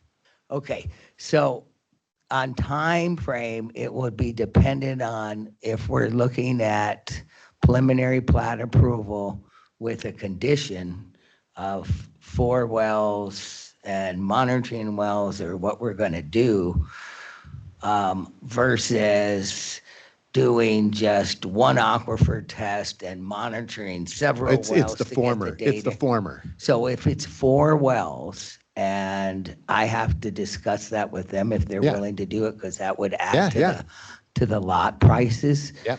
And based on a well, because we turn that into the production well, obviously. For sure. I mean, then you just added value. But I don't think I'd need more than a week to meet with Elena to figure out parameters of the aquifer test. How does that work for you, Elena? You get to say too, how much time do you need? And come up to the microphone, Elena, sorry. But we'd still have to drill the wells and all course, that. of But I course. don't think we would need more than a week to Okay. figure out an aquifer. But Elena also has a work plan and may need more time. But if I'm not mistaken, the well drilling comes after Absolutely. preliminary plat approval. Absolutely. So we're This not is- asking how much time to do all of that. Just talking about getting you guys on the same page. I mean, I would hope that we could come to a conclusion and consensus that quickly, but I think it might be prudent to provide a little more time, What would you like? 2 weeks. Okay.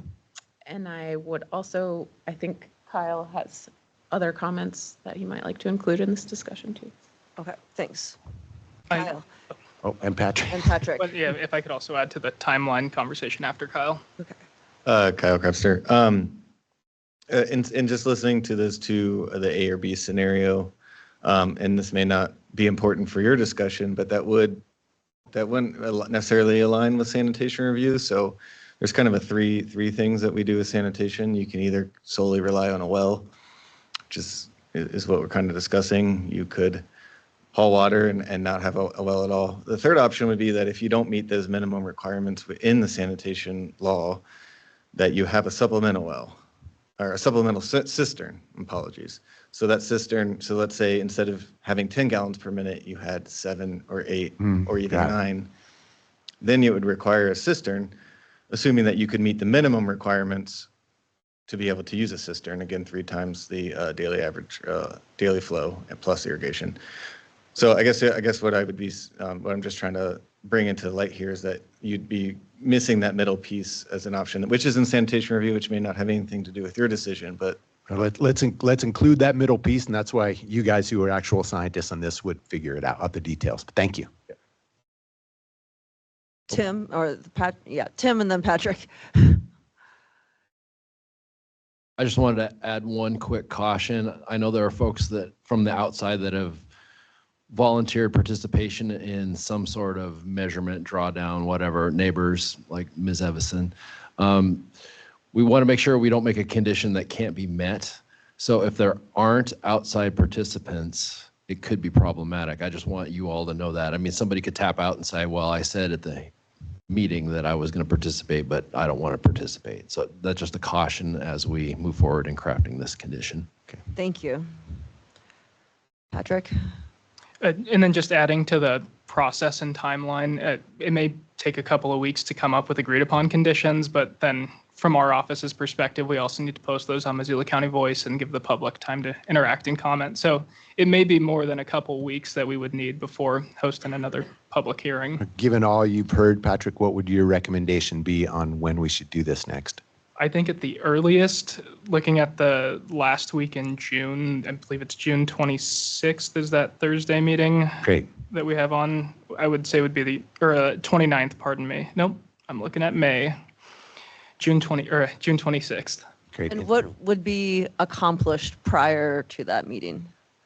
So from my understanding, it would be that the involved parties would get together, Elena Evanson with Water Quality District, the applicants, and our office, Planning Development and Sustainability, to come up with some agreed upon conditions of approval as it pertains to drilling the proposed wells and determining that, demonstrating sufficient water quantity. The wells wouldn't have to be drilled, just you guys determine what all the Right. metrics are, make a plan. Determining how to craft a condition for that requirement, correct? Great. Lee? So is what you're saying, you want to hold another hearing and wait for preliminary approval until the conditions are drafted, and then we have another hearing? Is that what I understood you to say? Yes, if we're going to be crafting additional conditions of approval after this public hearing, I believe the public has to have the opportunity to comment on those proposed conditions. So we're going to have another 30-day delay. This isn't a delay. This is time you have to craft conditions that work for you and your client. Okay. Okay. But maybe, Lee, on the 26th, a plan will be presented to us of conditions of approval that we can vote on and say yes or no. So that, yes, Correct? it would be a presentation, basically of a supplement to the original staff report to address the concerns of groundwater availability. And we would hope that all the interested parties would have reached consensus on what those conditions would be. At which point, you guys would have done all the heavy lifting and we just move it along. Juanita. Yeah, I think basically we don't have the conditions of approval today. So, Right. Until we have these new conditions to tack onto the existing conditions of approval, we are not able to vote yes or no. Oh, I'm just trying to understand the process. That's all. I'm asking questions. I'm not arguing or anything. I'm just trying to understand what the next meeting is and what it's for, Is that when making approval. sense now? It is after he just spoke. Okay, thank you. Thank you. And then the work will begin, if approved. Yeah, on then those they go conditions, forth then- and drill the wells and do all the stuff and Okay. John, were you going to say something? do we formally move to do this again on the 26th? How do we Yeah, do you that? could continue the public hearing until June 26th. And in the interim, county staff and the applicant and their staff has the opportunity to try to come to an agreement on appropriate conditions of approval. Those need to be finalized, if at all, well before the 26th, so that we can put those on Missoula County Voice, let the public know, let the public digest those, and give them an opportunity That's a good point. to comment on those at the meeting on the 26th. So What would that everybody- what's well before mean? Yeah. I guess first I want to find out if any of this is even agreeable to the Sparks or the applicant's representative. I mean, if it's not, you'll get an up or down vote today. But the path forward for a yes would be the end of June.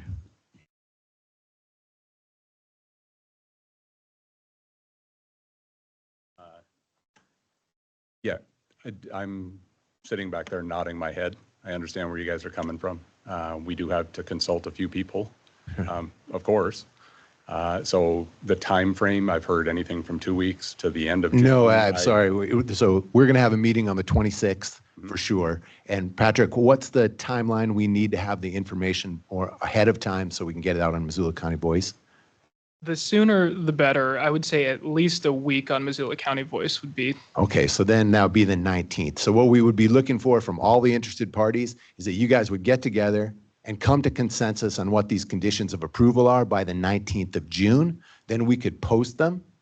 And then we meet back here on the 26th where we do a vote. Yeah, 19th is fine. Great. And then we're going to leave it up to you, all of you interested parties, to schedule your own time, get together as much as you need to hammer this out by the 19th. Yeah, understood. Thanks. And Elena and Charlie, and does that work for your guys' shop? They better say yes. I think that's a yes. That's going to be a That yes. is a yes. That's going to be a We will yes. answer for you. Okay. Thank you all. Are we, anything else on this? Everybody clear? Or anybody not clear? There we go. That's Thank more you. appropriate Yeah. question. Could I get everybody's contact info and email? Of course, you So guys go we work can about set it all yourselves. up Go and- do that. Yeah. Okay, thank you.